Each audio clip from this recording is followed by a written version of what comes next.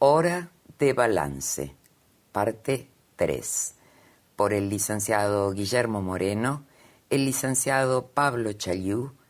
el licenciado Walter Romero y la colaboración de Marcos von Iflinger. Oportunamente, en Bitácora del Fracaso, se desarrolló cómo la administración Cambiemos, desde sus inicios, gestó una condición de atrapado sin salida, ya que generó una inconsistencia sistémica entre la política fiscal y la monetaria. Disminuyó ostensiblemente el poder adquisitivo de los ingresos populares, jubilaciones, pensiones y sueldos o salarios de los trabajadores, entre otros, al devaluar la moneda en un 60%, quitar casi todas las retenciones sobre las exportaciones de productos primarios e incrementar, sin el correspondiente estudio de costos que lo justificara, las tarifas de los servicios públicos. Incurrió en una desacertada estrategia de apertura comercial irrestricta, generando una desprotección en el mercado doméstico a las empresas nacionales. Pretendió subsanar la recesión generada por la disminución de la demanda con un incremento exponencial de las erogaciones públicas. Así, recaudando menos, al deteriorarse el nivel de actividad y gastando más, comenzó el sendero de duplicación del déficit fiscal primario y de endeudamiento externo para su financiación, y espiralizó el déficit cuasi fiscal al aumentar la cantidad de letras del Banco Central, LEBAC, que devengaban interés, volcadas al mercado para esterilizar la emisión monetaria derivada de la deuda en dólares que necesitaba intercambiarse por pesos para cumplir con los gastos corrientes. Ahora bien, iniciado el 2018, este absurdo proceder desencadena una supercrisis que intenta paliarse recurriendo a un empréstito con el Fondo Monetario Internacional. Luego de rápidas negociaciones, firman un acuerdo por un crédito stand-by que, con una posterior extensión, alcanzó los 57.000 millones de dólares. Las condicionalidades para su desembolso determinaron, entre otros, un ajuste en los gastos del sector público, un incremento en la tasa de interés que produjo un efecto crowding out, desplazamiento sobre el crédito al sector privado, una modificación al alza del tipo de cambio, la reintroducción de los derechos de exportación y una prohibición explícita de incrementar la base monetaria. Ante este panorama, la suerte electoral estaba echada. Solo restaba realizar los comicios para que se hiciera evidente, y de este modo fuimos de mal en peor. Si bien la nueva administración irrumpió prácticamente con un marco pandémico por el COVID-19, los errores cometidos en el plano económico fueron de tal magnitud que implicaron la continuidad de la supercrisis heredada. Ello fue así, ya que quien estuviera al frente del Palacio de Hacienda encaró una incorrecta y dilatada negociación con el FMI, que culminó con la firma de un impracticable acuerdo de facilidades extendidas, presentando un esquema macroeconómico subyacente conducente a una hiperinflación, si no se cumple con él, vía expansión de la base monetaria necesaria para financiar el déficit fiscal total, acompañada por una caída de la demanda de dinero asociada a un incremento en su velocidad de circulación, que devendría en la nula transacción de bienes y de servicios, desabastecimiento agravado, debido a la imposibilidad de realizar el cálculo de costos y la futura determinación de los precios de venta, o a una hiperrecesión si se acata lo firmado,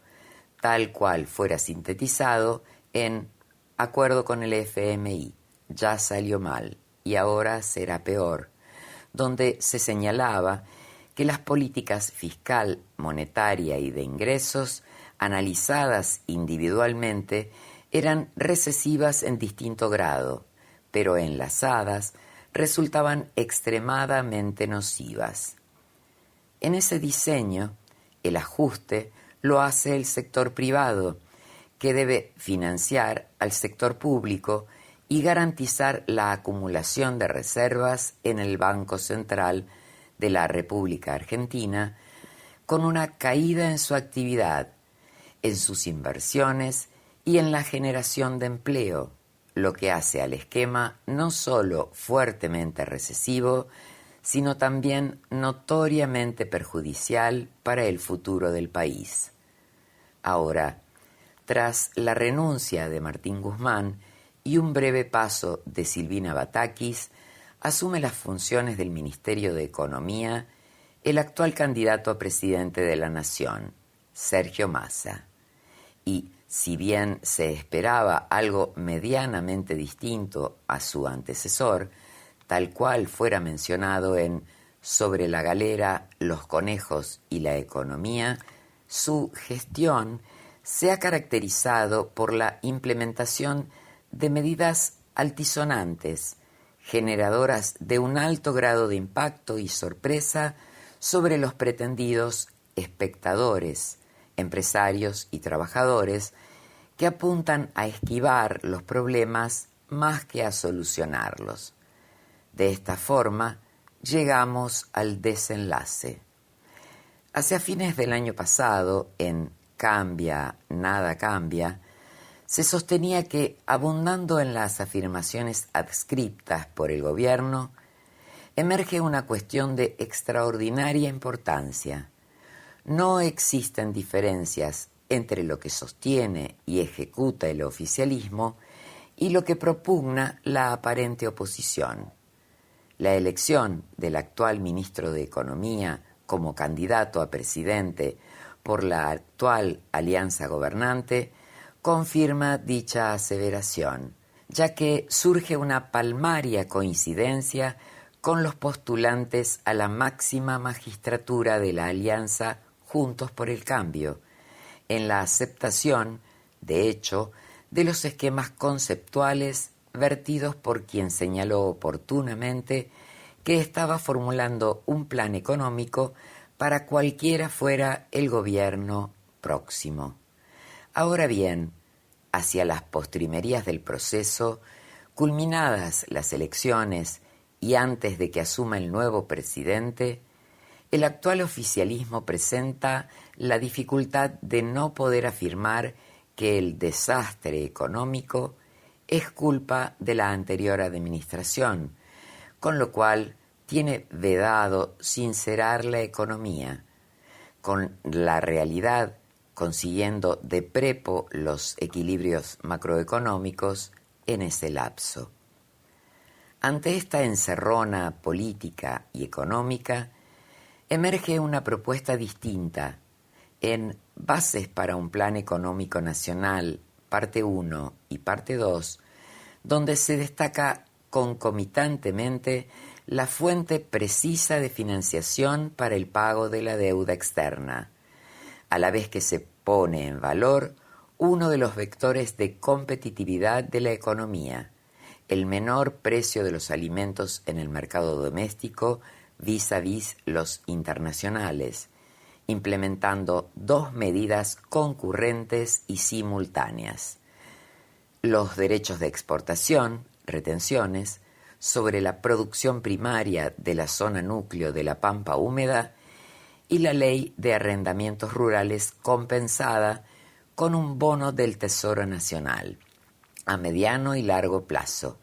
en moneda dura, a tasas de interés internacionales y transable en los mercados secundarios, para los terratenientes que retribuya en el tiempo el esfuerzo patriótico que se les solicita.